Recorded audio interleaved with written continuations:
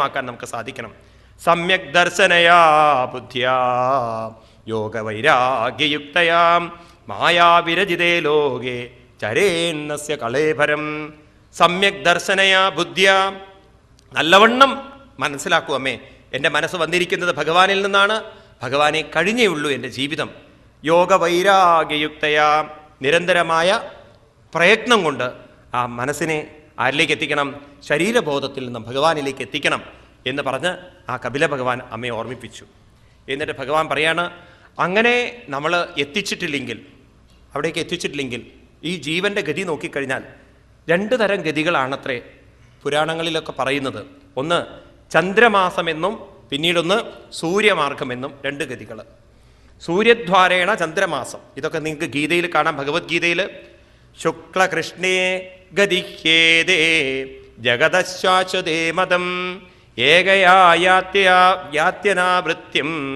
അന്യയാ വർത്തതേ പുനാം. 2 മാർഗങ്ങളുണ്ട്. ഒന്ന് ശുക്ലമെന്നും 2 കൃഷ്ണമെന്നും. ഒന്ന് വെളുത്ത മാർഗവും 2 കറുത്ത മാർഗവും. എന്ന് വെച്ചാൽ എന്താ അർത്ഥം? വെളുത്തതും കറുത്തതും എന്നൊക്കെ പറഞ്ഞാൽ മനസ്സിലാവുമോ? അതായത് ശുദ്ധ മനസ്സോടുകൂടി പോകുന്നവരും മനസ്സിലെന്നും ദുഃഖങ്ങളും വിഷമങ്ങളും പരാതികളും പ്രയാസങ്ങളും വെച്ചു പോകുന്നവരും, അതാണ് കറുത്ത മനസ്സ്. ഈ ദുഃഖമുള്ളവരുടെ മുഖം എപ്പോഴും കറുത്തതായിട്ടാണ് പറയുക.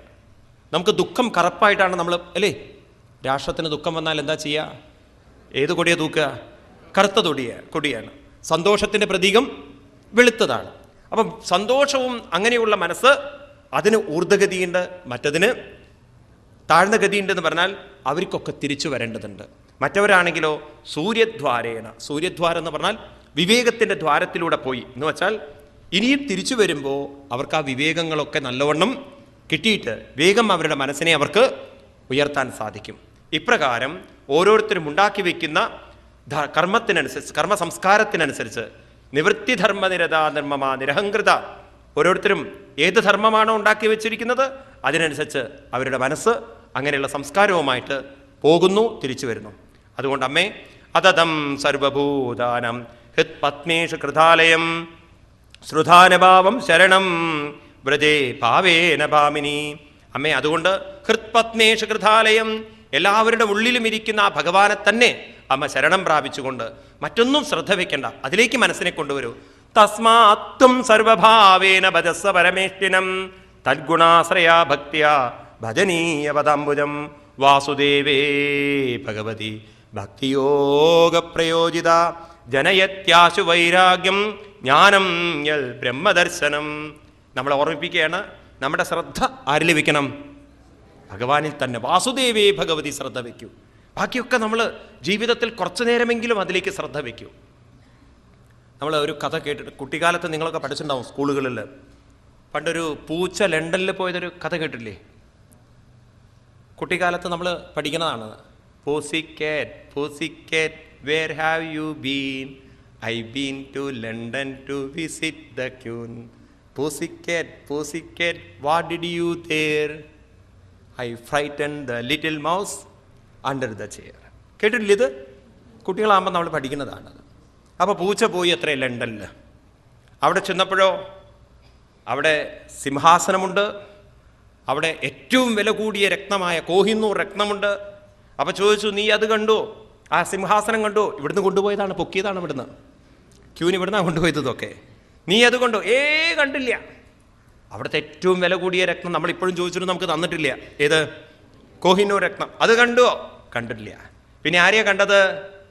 Under the chair. ശ്രദ്ധ മുഴുവൻ എവിടെയായിരുന്നു? ചെയറിൻ്റെ താഴെയായിരുന്നു. ആരാണത്? പൂസിക്കാറ്റിൻ്റെ അണ്ടർ ദ ചെയർ മൗസിനെ കണ്ടു. ഞാൻ എലിക്കുട്ടിയെ മാത്രമേ കണ്ടുള്ളൂ, വേറെ ആരും കണ്ടില്ല. ഇതുപോലെ നമ്മൾ ആരെ മാത്രമേ കാണാവൂ? Under the heart.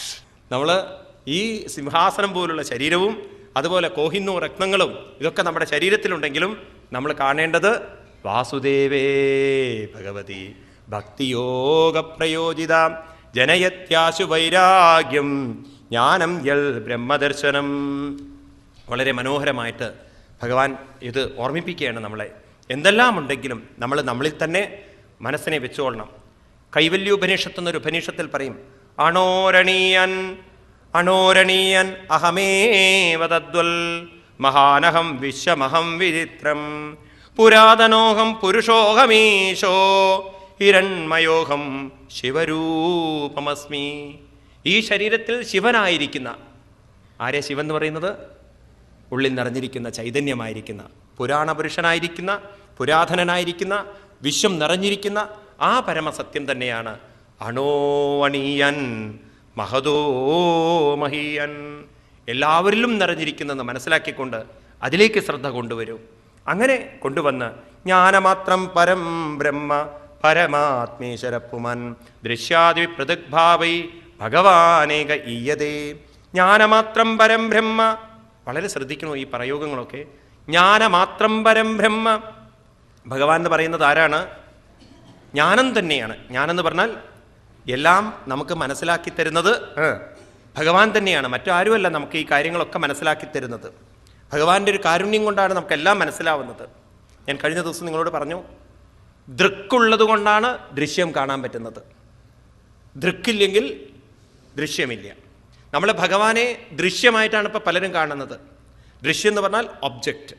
നിങ്ങൾ ഭഗവാന്റെ ഫോട്ടോ കാണുമ്പം അതൊരു ദൃശ്യമാണ്. എന്നാൽ ആ ഫോട്ടോ എനിക്ക് കാണാൻ സാധിച്ചത് എൻ്റെ കണ്ണുകളെ കൊണ്ടാണ്. അപ്പം കണ്ണ് ദൃക്കവും ആ ഫോട്ടോയിലുള്ളത് ദൃശ്യവുമാണ്. ഇനി വീണ്ടും ഒരു പടി മുന്നോട്ട് വരൂ. അതൊരു ഗുരുവായൂരപ്പൻ്റെ ഫോട്ടമാണെന്ന് കണ്ണല്ല പറഞ്ഞു തന്നത്, അതെനിക്ക് പറഞ്ഞു തന്നത് മനസ്സാണ്. അങ്ങനെ മനസ്സിനെ ഇത് ഗുരുവായൂരപ്പൻ്റെ ഫോട്ടമാണെന്ന് പറയാൻ സാധിച്ചുവെങ്കിൽ മനസ്സ് ദൃക്കും ഫോട്ടോ ദൃശ്യവുമാണ്. ഇനി വീണ്ടും ഒരു പടി മുന്നോട്ട് പോകും. ഈ മനസ്സിന് ആ ഗുരുവായൂരപ്പൻ്റെ ഫോട്ടോ കാണാൻ സാധിച്ചത് ഈ ശരീരത്തിൽ നിറഞ്ഞിരിക്കുന്നൊരു ചൈതന്യം കൊണ്ടാണെങ്കിൽ ചൈതന്യം ദൃക്കും ഈ ഫോട്ടോ ദൃശ്യവുമാണ്. കഴിഞ്ഞ ദിവസം ഞാൻ ഓർമ്മിപ്പിച്ചു എഴുത്തച്ഛൻ്റെ അതിമനോഹരമായ വരികൾ.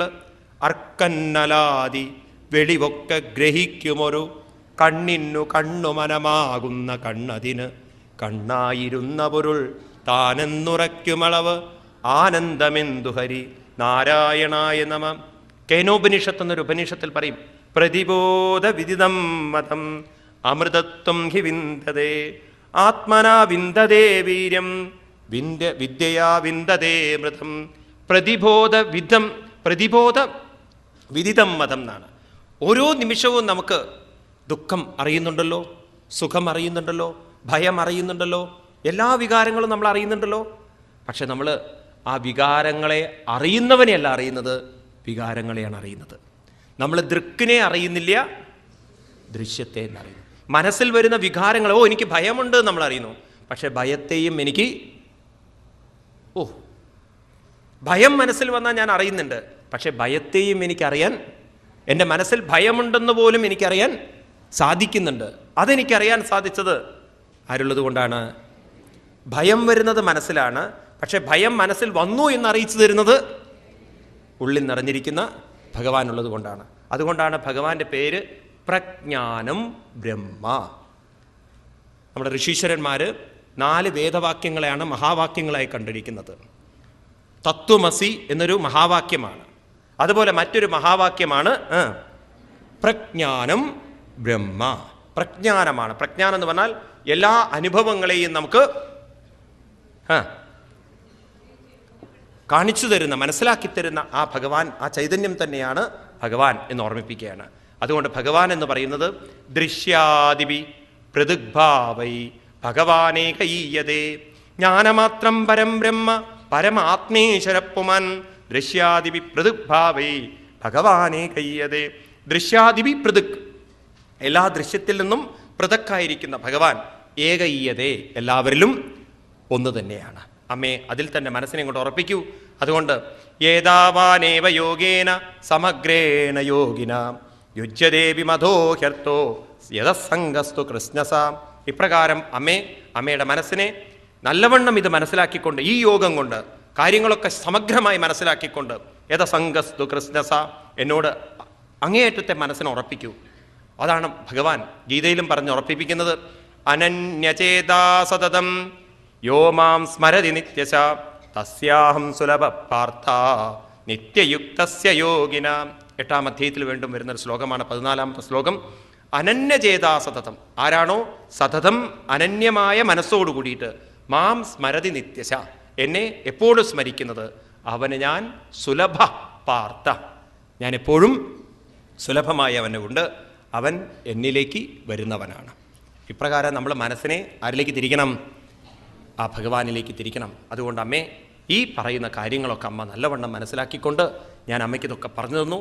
ഇനി അമ്മ ശ്രദ്ധയുള്ളവർക്കിത് പറഞ്ഞു കൊടുത്തോളൂ എന്ന് പറഞ്ഞിട്ട് കപില ഭഗവാൻ അവിടെ നിന്ന് പോവാൻ നിൽക്കുകയാണ്.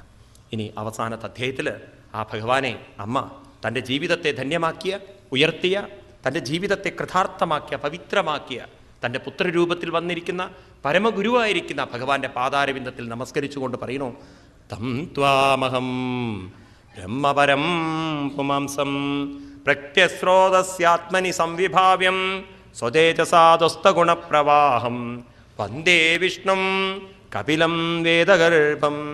എൻ്റെ ജീവിതത്തെ പരമമായ സത്യത്തിലേക്ക് ഉയർത്തി എൻ്റെ ജീവിതത്തെ കൃതാർത്ഥമാക്കിയ പരമഗുരു അങ്ങയുടെ പാതാരവിന്ദത്തിൽ നമസ്കരിക്കുന്നു. പുത്രനെ പുത്രനായി കണ്ടിട്ടല്ല നമസ്കരിക്കുന്നത്, തൻ്റെ പുത്രനെ ഗുരുവായി കണ്ടിട്ടാണ്. നമ്മളൊക്കെ അമ്പലത്തിൽ പോകുന്നവരാണ്, നമ്മൾ മാറ്റിയെടുക്കണം.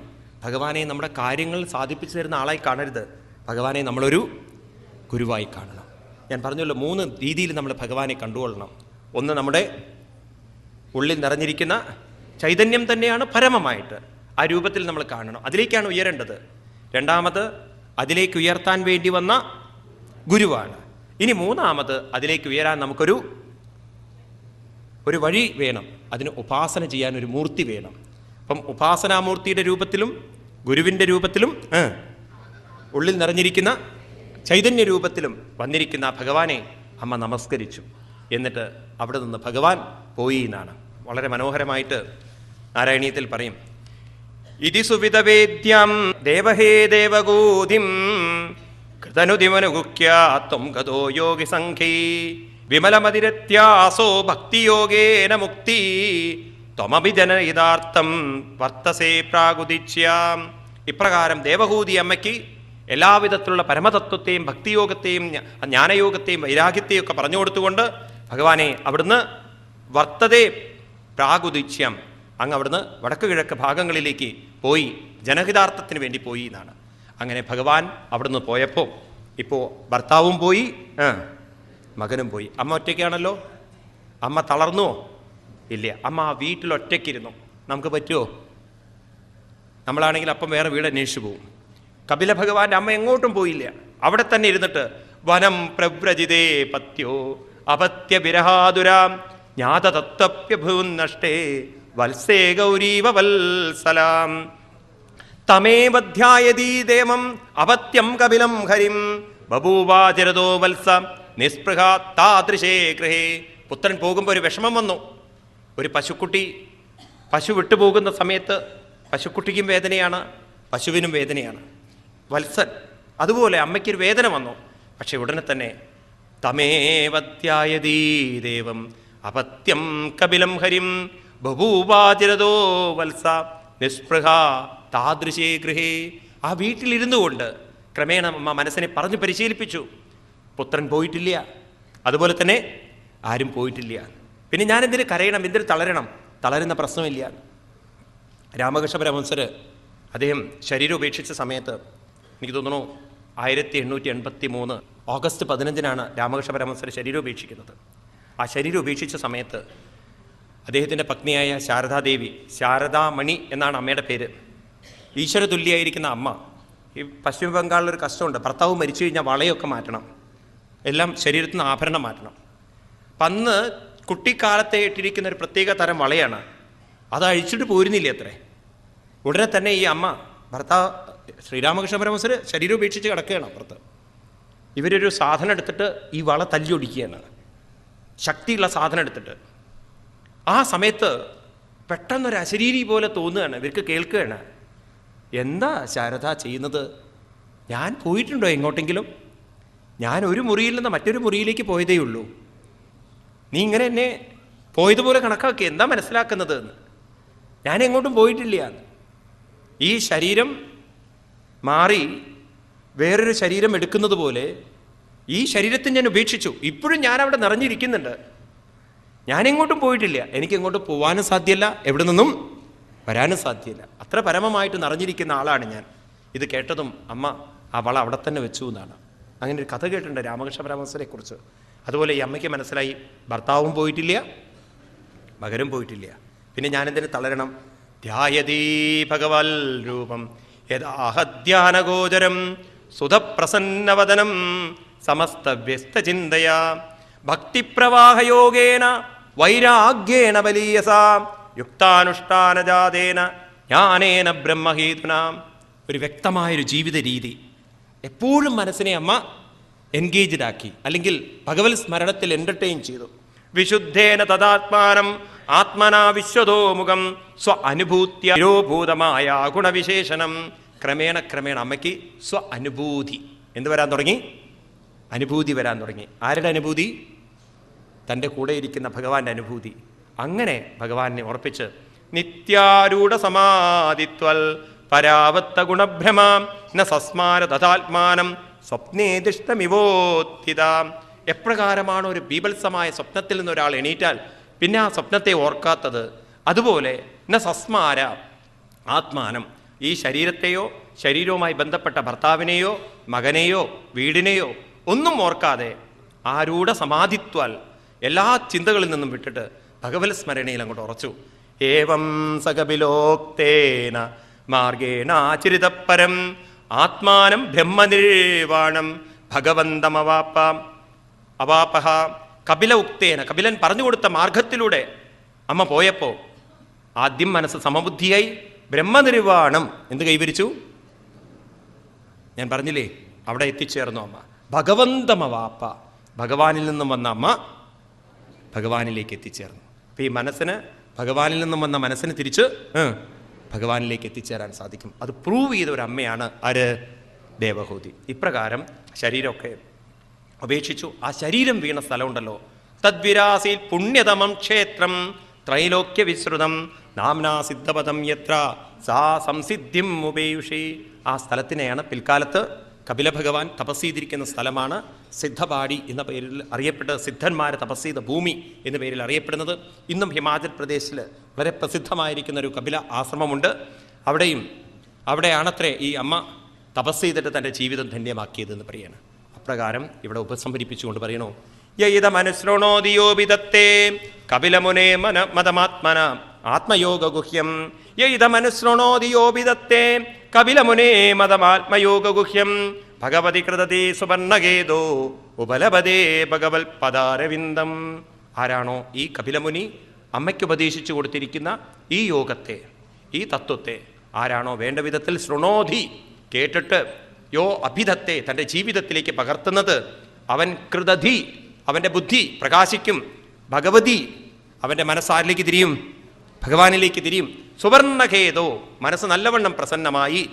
അവസാനം അത് ലഭതേ ഉപലഭതേ ഭഗവൽ പദാരവിന്ദം. എവിടെ എത്തിച്ചേരും? അതല്ലേ നമുക്ക് ഓരോരുത്തർക്കും വേണ്ടത്. ഇപ്രകാരം അമ്മയുടെ ജീവിതം പവിത്രീകരിച്ചു കൊടുത്ത ഒരു ഉപദേശമാണ് കാപിലയോപാഖ്യാനം. ഇവിടെ കൊണ്ട് തൃതീയ സ്കന്ധം ഉപസംഹരിപ്പിച്ചു. ഇനി ചതുർത്ഥ സ്കന്ധമാണ്. അവിടെയാണ് നമ്മളെ ഓർമ്മിപ്പിക്കുന്നത് മനുഷ്യൻ്റെ സ്വഭാവങ്ങളെ കൊണ്ട്, നമ്മുടെ ഓരോരുത്തരുടെയും സ്വഭാവങ്ങൾ ഇതെങ്ങനെയാണ് നമുക്ക് ഇവിടെ വെച്ച് മാറ്റിയെടുക്കാൻ സാധിക്കുക, അതിൽ നിന്നുണ്ടാകുന്ന പ്രശ്നങ്ങളും പ്രയാസങ്ങളൊക്കെ എന്തൊക്കെയാണ്, അതൊക്കെ നമുക്ക് സുസൂക്ഷ്മം പറഞ്ഞു തരുന്നു ചതുർത്ഥ സ്കന്ധത്തിൽ. നമ്മൾ തൃതീയ സ്കന്ധത്തിൽ സർഗം എന്ന് പറയുന്ന ആ ഒരു ലക്ഷണത്തെ വ്യാഖ്യാനിച്ചു, വിസ്തരിച്ചു. ഇനി ചതുർത്ഥ സ്കന്ധം വരുമ്പോൾ വിസ്തരിക്കുന്നത് വിസർഗമെന്ന്. തൃതീയ സ്കന്ധത്തിൽ അത് തുടങ്ങി വെച്ചിട്ടുണ്ട്, എങ്കിലും അത് കൂടുതൽ വിസ്തരിക്കുന്നത് ചതുർത്ഥ സ്കന്ധത്തിലാണ്. നേരത്തെ എൻ്റേതെന്ന് പറയുന്നതിന് മനസ്സിലാക്കി തന്നു. ഇനി എൻ്റേതെന്ന് പറയുന്ന വസ്തുക്കളോടും വ്യക്തികളോടുമുള്ള നമ്മുടെ സമീപനത്തെ, ഇനി നമ്മുടേതെന്ന് പറയുന്ന ചില സ്വഭാവ വിശേഷങ്ങളുണ്ടല്ലോ, അതിനെങ്ങനെയൊക്കെയാണ് മാറ്റം വരുത്തേണ്ടതെന്ന് അതിമനോഹരമായി പറഞ്ഞു തരികയാണ്. ദക്ഷൻ്റെയും ധ്രുവൻ്റെയും പൃഥുവിൻ്റെയും തുടങ്ങിയിട്ടുള്ള അവരുടെയൊക്കെ കഥയിലൂടെ.